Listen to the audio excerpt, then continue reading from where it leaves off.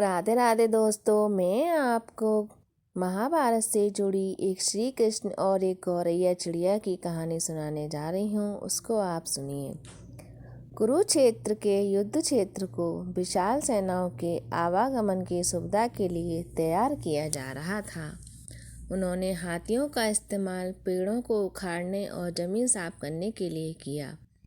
ऐसे ही एक पेड़ पर एक गौरैया अपने 4 बच्चों के साथ रहती थी।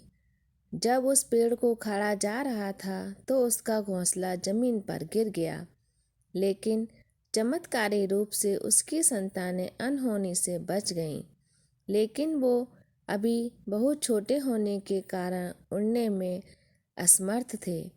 कमजोर और भयभीत गौरैया मदद के लिए इधर उधर देखती रही। तभी उसने कृष्ण को अर्जुन के साथ वहां आते देखा। वे युद्ध के मैदान की जांच करने और युद्ध की शुरुआत से पहले जीतने की रणनीति तैयार करने के लिए वहां आए थे। उसने कृष्ण के रथ तक पहुंचने के लिए अपने छोटे पंख फड़फड़ाए और किसी भी प्रकार से श्री कृष्ण भगवान के पास पहुंच गई। वो बोलती है, हे श्री कृष्ण, कृपया मेरे बच्चों को बचाएं, क्योंकि लड़ाई शुरू होने पर कल इन्हें कुचल दिया जाएगा।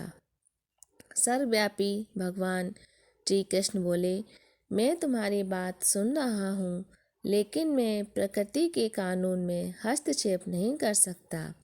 तब गौरैया ने कहा, हे भगवान, मैं जानती हूँ कि आप मेरे उद्धार करता हैं। मैं अपने बच्चों के भाग्य को आपके हाथों में सौंपती हूँ।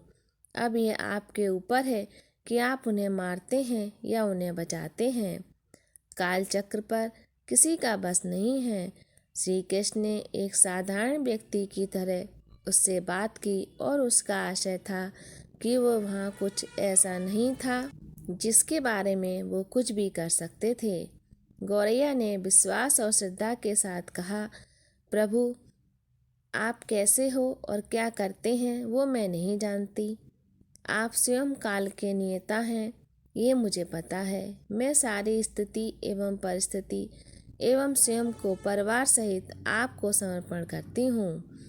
भगवान बोले, अपने घोंसले में 3 सप्ताह के लिए भोजन का संग्रह कर लो।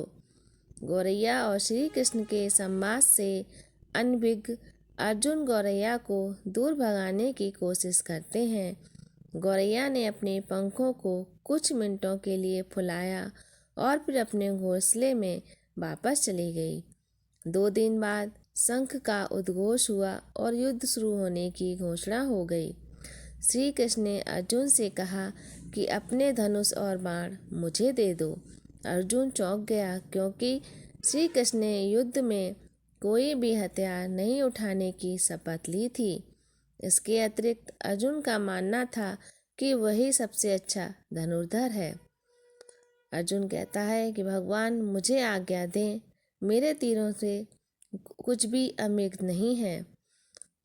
चुपचाप अर्जुन से धनुष बाण लेकर श्री कृष्ण ने एक हाथी को निशाना बनाया, लेकिन हाथी को मार के नीचे गिराने के बजाय तीर हाथी के गले की घंटी में जा टकराया और एक चिंगारी सी उड़ गई। अर्जुन ये देखकर अपनी हंसी नहीं रोक पाई कि श्री कृष्ण का निशाना चूक गया था। क्या मैं प्रयास करूं? उसने श्री कृष्ण भगवान से कहा। उसकी प्रतिक्रिया को नज़रअंदाज करते हुए श्री कृष्ण ने उन्हें धनुष बाण वापस कर दिया और कहा कि कोई और कार्रवाई की आवश्यकता नहीं है। लेकिन केशव, आपने हाथी को क्यों तीर मारा? अर्जुन ने उससे पूछा। क्योंकि उस हाथी ने उस गौरैया के आश्रय उसके घोंसले को, जो कि एक पेड़ पर था, उसको गिरा दिया था। कौन सी गौरैया? अर्जुन ने पूछा। इसके अतिरिक्त हाथी को अभी स्वस्थ और जीवित है, केवल घंटी ही टूटकर गिरी है। अर्जुन के सवालों को सुनते हुए श्री कृष्ण ने शंख फूंकने का निर्देश दे दिया। युद्ध शुरू हुआ। अगले 18 दिनों में कई जानें चली गईं। अंत में पांडवों की जीत हुई। एक बार फिर कृष्ण अर्जुन को अपने साथ दूर क्षेत्र में भ्रमण करने के लिए ले गए। कई सब अभी भी वहाँ हैं जो उनके अंतिम संस्कार का इंतजार कर रहे हैं। जंग का मैदान गंभीर रंगों और सिर बेजान सीढ़ियों और हाथियों से अटका पड़ा था। कृष्ण एक निश्चित स्थान पर रुके और एक घंटी जो कि हाथी पर बांधी जाती है उसे देखकर विचार करने लगे।